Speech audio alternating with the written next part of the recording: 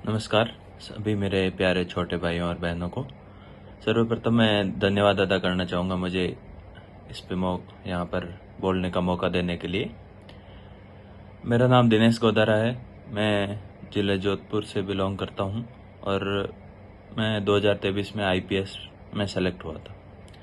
तो अभी मैं कुछ अपने छोटे प्यारे भाइयों और बहनों के लिए कुछ एक टिप्स जो मैंने अपने करियर में सीखा है वो मैं आपके साथ साझा करना चाहूँगा। सबसे पहले करियर को लेके बात करेंगे।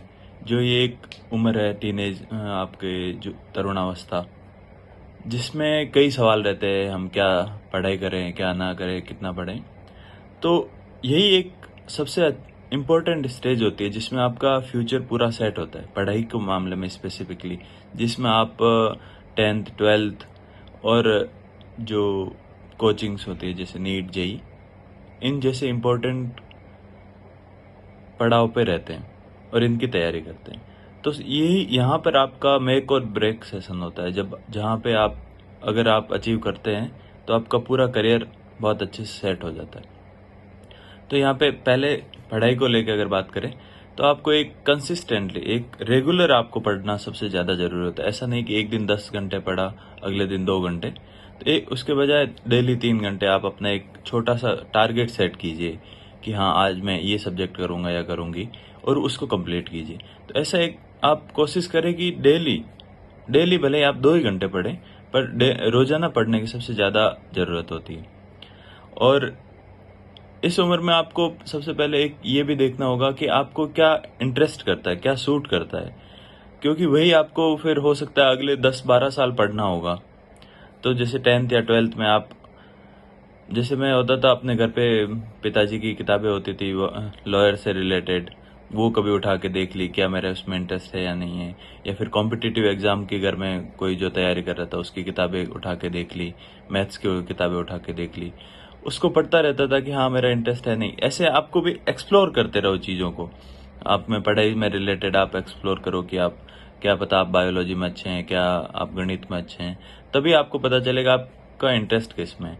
जिसमें आपका इंटरेस्ट होगा आप उसको लंबे टाइम तक पढ़ सकते हैं और उसमें सक्सेस को भी अचीव कर सकते हैं।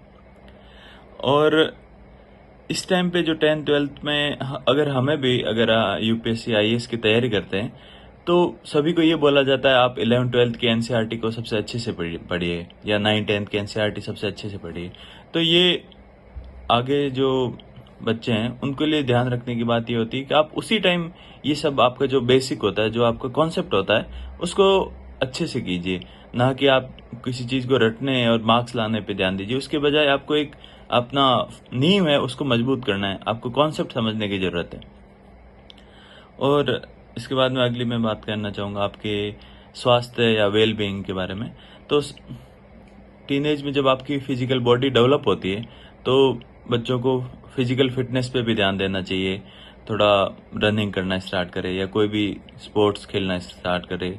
खेल जो भी आपको स्कूल में खिलाया जा रहा है या फिर उसमें आप धीरे धीरे अगर अच्छा करेंगे तो आपकी फिजिकल फिटनेस को भी हेल्प करेगा।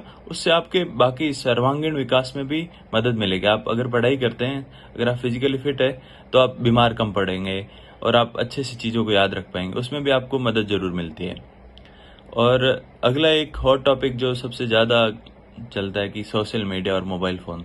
तो ये सबके लिए, इवन छोटे बच्चों के लिए नहीं, बड़े लोगों के लिए भी एक डिस्ट्रैक्शन हो जाता है। आप सारे दिन फ़ोन चलाते रहते हैं, वो भी स्मार्टफोन में आपका समय